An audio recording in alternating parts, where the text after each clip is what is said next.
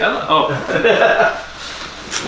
It's not opposite day. Hello! Hello there.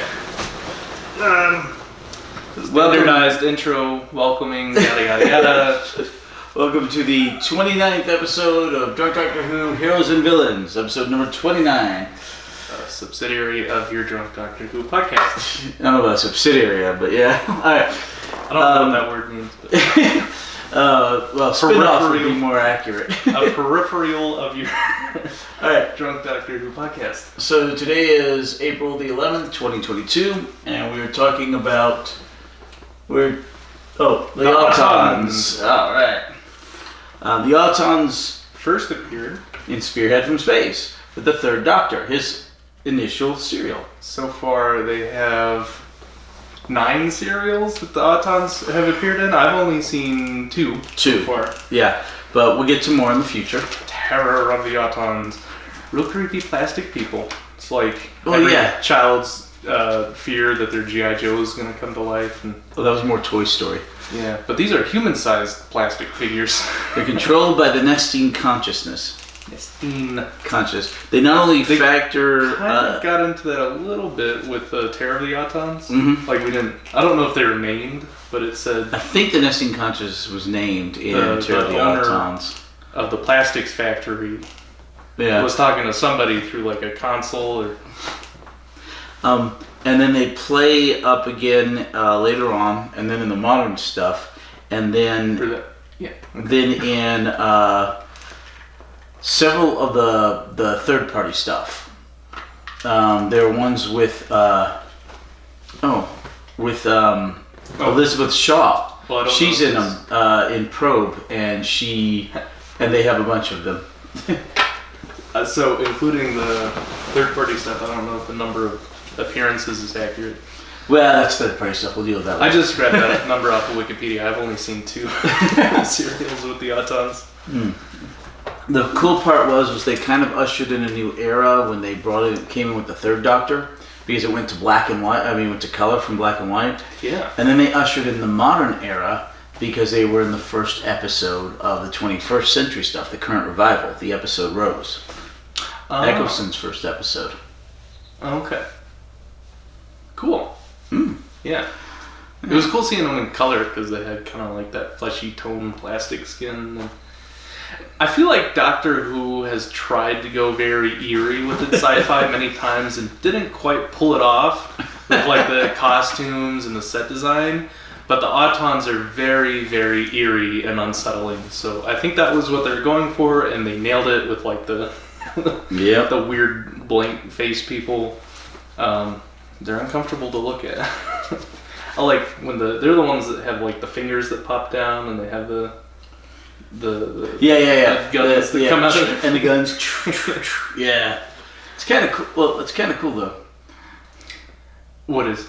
Oh, the fingers. Yeah, the fingers come down and the guns shoot out. It reminds me of these cartoons I used to watch. I think anime grabbed inspiration from that because they had the robots. Or Godzilla, they do that in Godzilla too, like Mecha Godzilla, and he has little rockets that comes out of his fingertips.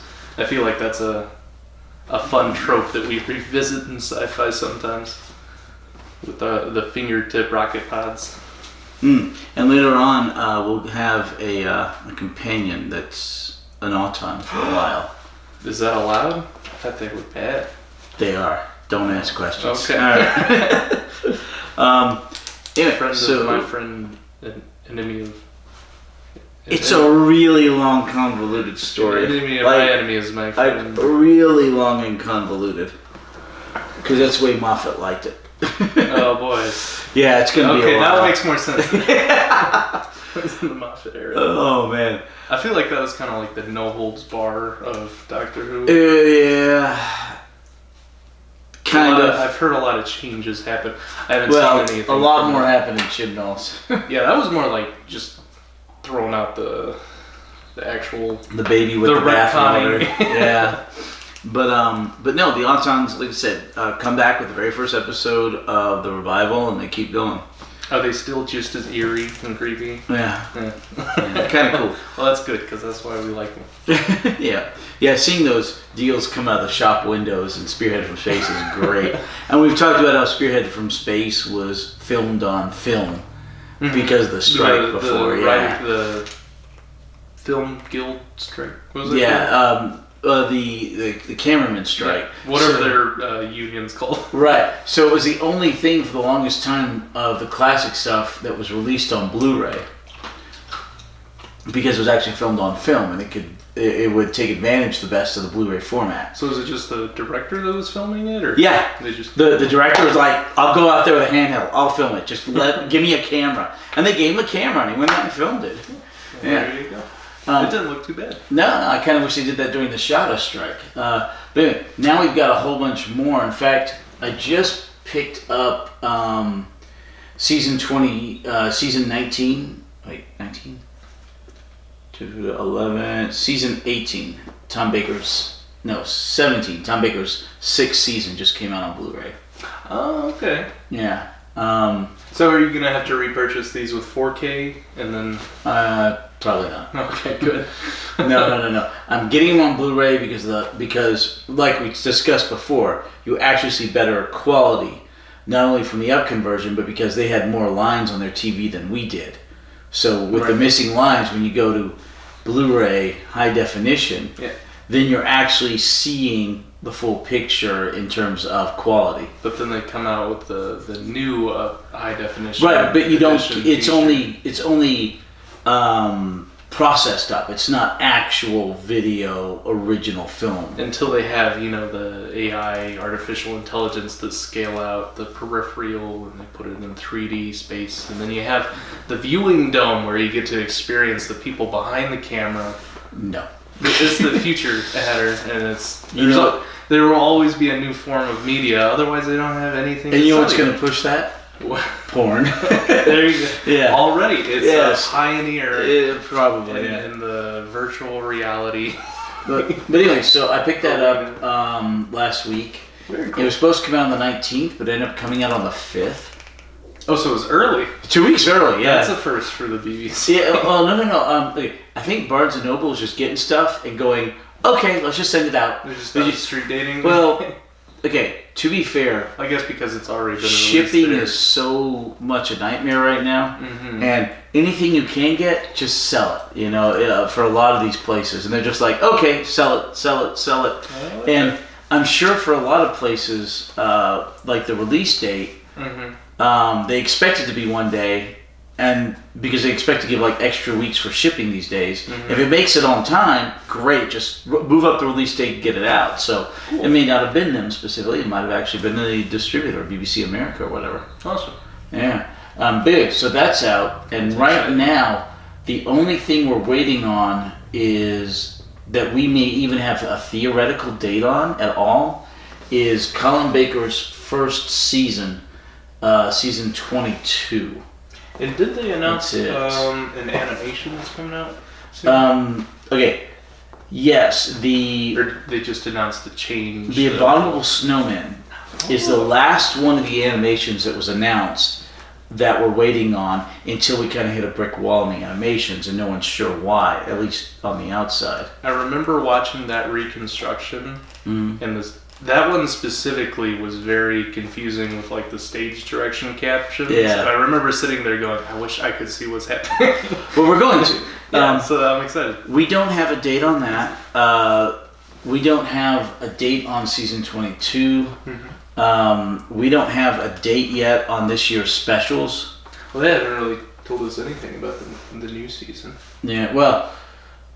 is that what 22 is? No. Season 22 for the old you're stuff. talking about the... Okay. Yeah. Series 13 is out. Series 14 will be the new stuff. But anyway, so they've got the 2 specials for 2022, and they're going to have a centenary special coming up. And we don't know if they're going to be packaged together or 2 separate things. We don't have a date yet for the Abominable Snowman. We don't have a date yet for season 22. And we're just kind of waiting now. It's like there's a rumor date of June 20 something for, I think, season 22. Oh, that's good enough. Yeah, but it's just rumored. There's nothing official. So, I don't know. Hopefully we'll find out soon, but... I feel like so much of my news feed is just rumored release dates, and nothing I'm looking forward to has like a concrete date yet. Yeah. Well, it's like with anything, the rumors fly, you know? Playing a lot of early access games, and they're like, we might have a patch around this date. Anyway, okay, so the Autons are basically any sort of plastic thing. Yeah. And they, Really? I've only seen like the humanoid plastic. Well, Does it get a little more weird? No. Remember the one where they controlled the wire to the phone that was choking the doctor out? Oh yeah, I forgot about that. They can control any kind of plastic, yeah. That's so strange. Yeah, I know, but you remember that now, right? Yeah, that, for the third Doctor. Anyway. The telephone cord attacked. Yeah. We're still on the third Doctor for Heroes and Villains, even though we're on the fourth Doctor for the main line. And we're going to try and finish up the third Doctor stuff here soon.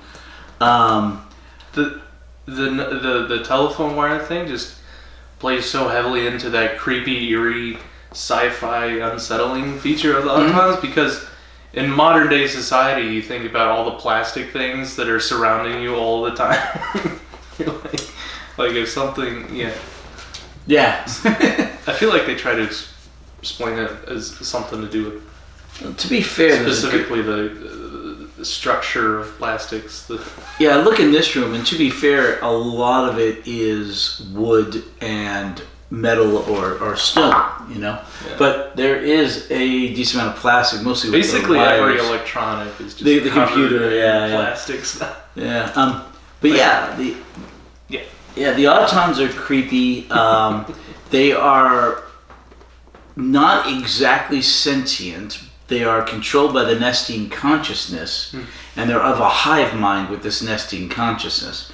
And they attack the Doctor, and they start with the third Doctor. Like I said, we're still in the third Doctor.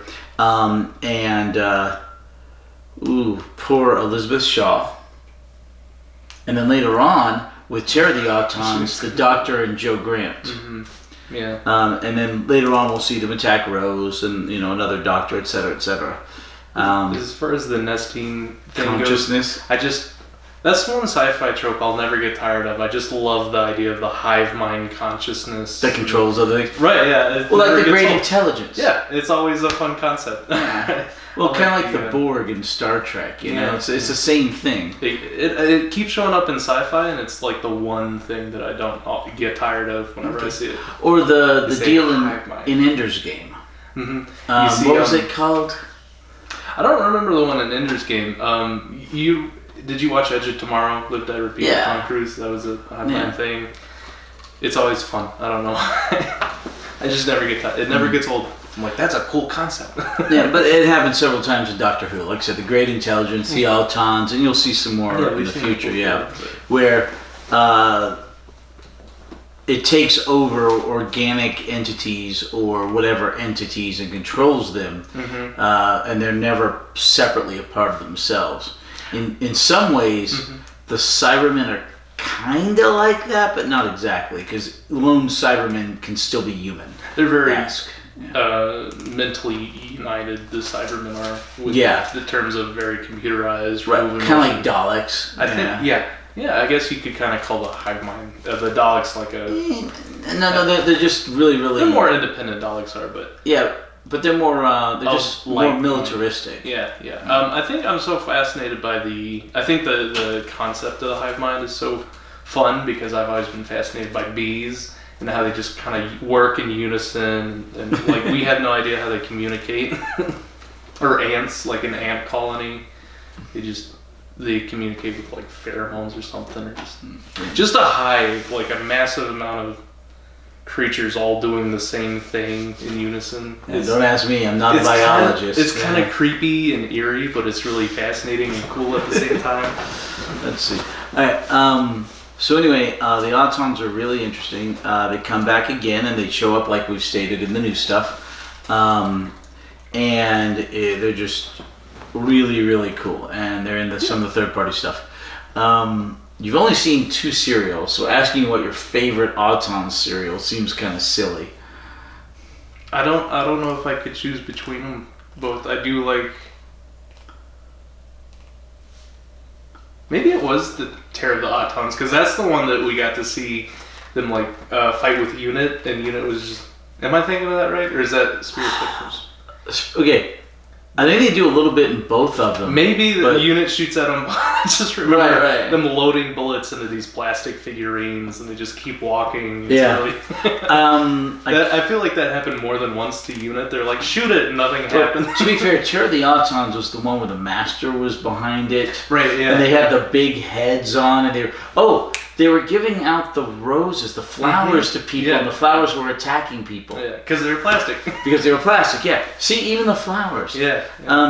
I think I like Spirit from Space better, just because we get to see the new Doctor.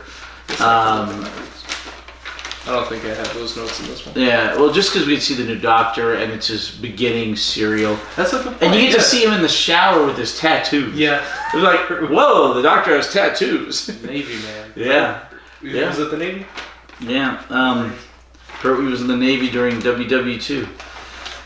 He's more of a man's man Doctor. Like we came from the gentleman Doctor. Yeah. Troughton, who was a lot of fun and goofy, and he was more of a clown. Yeah, and then we had Hartnell, who was very grandfatherly. So curmudgeonly. It felt like we were going from the children's doctors to the more family show Doctor. He was it's like, oh, is this to replace me? A clown and a dandy? What?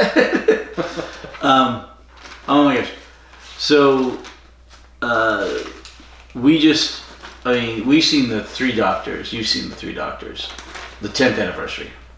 Yes. Okay. The main group, we just did the 20th anniversary with the 5 Doctors. Does Omega come back? No. I'm gonna ask that every time. But another person that we're about to talk about comes back. Notes for the Centaur. No. That's right. And I just rewatched the 50th anniversary special last night, the Day of the Doctor. And it's really good. Yeah. Which one would you say? Seriously, it's one of Moffat's best episodes, period. It's amazing. Is that your favorite anniversary special? Do you have a favorite anniversary special? Oh yeah, it'd be Day of the Doctor. Day of the Doctor. They keep getting better. Every single time they keep getting better. When they've actually done it properly. Not the 30th or the 40th, because the 30th was just the Dimensions in Time, which we've talked about. And the 40th was, in theory, going to be Scream of the Chakla, but those neither are official. So I'm talking about the 10th, 20th, and 50th. The ones where the show was still on the air, you know? Mm-hmm. Yeah, those are just amazing. Alright. Anyway, fun bad guy. Lots of plastic. It feels like we were just talking about the new Spider-Man movie, the Spider... Yeah, No Way Home. No Way Home. Yeah, the multiverse one. And it's just like fan servicey because they throw in all the old Spider-Man actors. That's how I felt watching the 3 Doctors. The 3 Doctors. Wait till we get to the 5 Doctors. I remember him. Hey, wait till we get to the 5 Doctors. Even more companions. Oh yeah. Yeah. Blood in his head. It's just like a big old fan service. Well, no, but that's what they do on the decade anniversaries. They do the big fan service, and the 60th is next year. That's exciting. Yeah, so we're gonna have that in 2023. All right. Any questions about the Autons? And this has been all over the place, like all over the place. At least we stayed mostly on Doctor Who. I mean, we've been talking about the Autons. The whole Hive Mind concept, the Nestines. Yeah. That's a big mystery. Oh, I'm just excited to see them again, because I actually, talking about it has reminded me how much I like the Autons. It's going to be a while.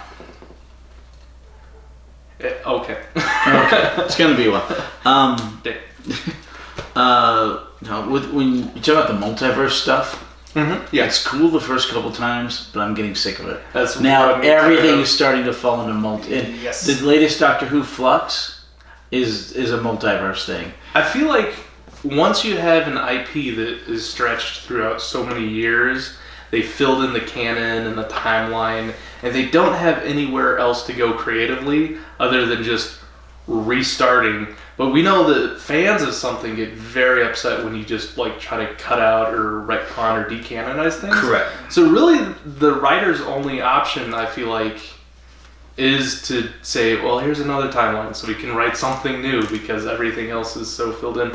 But the thing is, you don't really have to do that with Doctor Who because he's Because he regenerates. He can go anywhere at any time. And all the timeline, like all the time. Right. It's not like, oh my gosh. He can jump around in the timeline and have new adventures. Peter Parker, he's been 20 years old for the last 45 years. Let's make a different Peter Parker. No, it's easy. Just age the character a little. Watch Peter Parker in his 40s. Watch him with his kids, you know. Watch him as he gets older. I mean, you don't have to keep the character forever the same age, you know. That's what they did with the new Spider-Man movies when Tobey Maguire and Andrew Garfield come back, and they talk about their lives after the fact and their relationship with Mary Jane, and it's like, oh man, I would love to see an older, like middle-aged Spider-Man. Like, you've seen the animated Into the Spider-Verse with Nicolas Cage.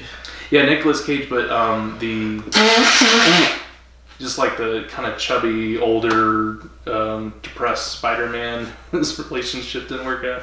Yeah. It's like, what happens after college, Spider-Man?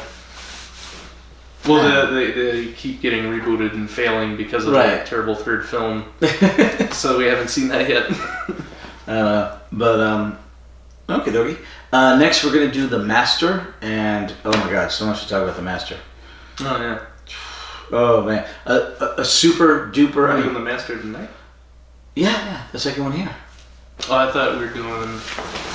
No, Autons Silurians. Oh, my bad. Masters and next then the time. Masters. Oh, next time. Okay, I wrote it down wrong.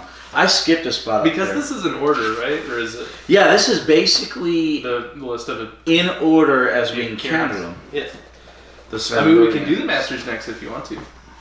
The Master. All right. Well, no. Let's go to Silurians. Okay. So you baited them with the Master. You masturbated them. All right, but with the others, like I said, it gets to the point where in the future, for a while, one of the companions is actually an Auton. It's strange to me. It's so strange. That's like having a doll companion, right? Let me tell you about Handles. Wait, what? Handles. He's a companion of the Doctor for a while. Like, is he a doll? No, he's only in one episode, but he's with the Doctor for thousands of years in that episode. He's a Cyberman head. What? And his nickname is Handles. Because of the handles, yeah. Is that how he carries them? Yes, by the handles on the head. I feel like Cybermen kind of makes sense because they're very mechanical. Like, their brain could be reprogrammed basically with the removal. I could see a rogue Cyberman more than I could see a rogue Auton or a rogue Dalek. Because Autons are only animated by the Hive Mind consciousness, right? And then Daleks are very evil by nature. And then Cybermen are more evil by bureaucratically their government removing their emotions to make them tin soldiers. All right. You know where I'm going with this. No, you know where I'm going with this. Okay. Let me tell you about the Dalek that turns out to be one fractal aspect of a companion. I don't even know what those words mean. A fractal aspect. Okay. We're getting into sci-fi concepts. I'm not. Correct. Okay. Picture a companion. Yes. Walking into the Doctor's timeline and being splintered amongst his entire timeline from beginning to end. Okay. So she shows up in all of his adventures, and in one of them, she's a Dalek. So if she's entering the Doctor's timeline at multiple points, how does she go from a person to a Dalek? It's like an alternate reality thing? No, not exactly. Her consciousness is... Right, she gets... So she's transformed into a Dalek. They take her and they take out her brain and put it in a Dalek. Gross. Yeah. But kind of like what they do with some of the Cybermen. But yeah. It's on a Dalek asylum planet where all the Daleks are crazy. Okay, that makes more sense. Because I thought, the Daleks are very... genetically pure, yeah, but on kind of planet, racist, that they wouldn't want. All the Daleks are absolutely insane. Crazy, and just experiment. Yeah, and that sounds super exciting. I'd love to see an insane Dalek. Okay, because they're so insane already. Like how? So there is an aspect of an individual who's that aspect of the individual because she was a companion of the Doctor. I love characters and archetypes that have like hard and fast rules. It's like they do this and they don't do this, and then the writer's experimenting with that and writing in a way to break those rules of a character. So the Daleks are a very specific villain, and then seeing Daleks not act like Daleks is very fun. Like when we had the baby Daleks that were fun-loving. Oh yeah, with the second Doctor. It was They're playing train. They're playing train. It was so not Dalek-like that it was very interesting. It's like, oh, huh. There you go. All right. Let's see. Okay, so we'll do the Silurians. But sometimes it's not really done well, so that's why I'm concerned about like an Auton companion. I don't know how they break that rule. No, there's a companion. It's not an Auton companion. There's a companion that becomes an Auton for a while. Okay. Still confused, but we'll find out. We'll get there in 5 years, okay? Oh boy. Right. Anyway, so yeah, much more Autons in the future, especially in the new stuff. Did you think we'd still be going after when we first started the podcast? Yeah, why not? We've got a ways to go, you know. I know. And I'm just glad that it's been so consistent. Yeah, and then we're going to start, well, in the middle of this, remember like this, the Heroes and Villains, we're going to have the Apocrypha and the spin-offs. Yeah. So... But we're doing that... Well, as we get to it. Okay. As we do. But we've got the 2 movies that we need to rewatch and do shows for the Apocrypha. We're rewatching movies? Okay. Oh, the 2 Peter Cushing movies. Yeah, we watched those. Right. We need to rewatch them. Why do we need to rewatch them? So we can do a proper show for it under the Apocrypha. We've watched 3 things that really should be talked about in the main line that we really should be in the other lines. Okay. Because we really, in the Apocrypha, that's the like Peter saying Cushing movies we would need to rewatch the companions and villain episodes to film the Heroes and Companions. No. So we've already seen it. We could just talk about it. We could, assuming we remember enough to do it. Yeah. Okay. So, or we could just kind of shoot it in like we do a lot of the companions and villains. Like, yeah. Okay. They were fun. We'll do that. We've watched them. We're not gonna go back here, but we're gonna do shows for them. We can rewatch the movies. Right. But yeah, you've got the 2 Peter Cushing movies that are gonna be the first thing under the Apocrypha, and under the spin-offs. Once we get to it here properly in order, we'll watch Canine and Company. So are you... And we'll do the show for that, and then we'll have all 4 lines. Are you canonizing this random man who's a doctor who's named Who? No, that's why it's an Apocrypha. Apocrypha. So wouldn't it make more sense to stick with the actual canon timeline and then go back to do the third-party stuff? Or no, it'd be best if we do it as we get to it. So we don't have to try to remember stuff from way back if it fits in. Does that make sense? I'm so confused, but yeah. Well, you're the boss. It also gives us the opportunity to have weeks like this where we don't want to drink. Yeah, you have things figured out. I'm just like here for the ride. Okay. You just ask questions. The more I try to figure out the plan for the podcast, the more confused I get. I'm like... Don't worry about it. I'll show up and you just tell me what we're watching. So next week we're drinking, and next week we're watching Image of the Fendal. 4 episodes. 4 episodes. Image of the Fendal. Started watching the movies, and then we'll do 2 weeks. We'll do more Heroes and Villains, and we'll do we'll watch Zoolander 2 because we watched Zoolander tonight. I'm gonna get a teaser here for whoa! Oh, look at that! There's a pentagram. That seems very cool. Is that Medusa with a pentacle? This is with the circle around it. It's a pentacle, I believe. Look at that big old snake. Now I'm very excited. I'm looking forward to next week. All right, we'll see you in a minute for the Silurians. We'll see you next week for our next episode of. No, we'll see you 2 minutes. All right. In the future on a different day because we don't film these back to back. No, we film these back to back. 2 separate videos. We film these back to back. All right. Bye-bye. Bye-bye. Bye-bye.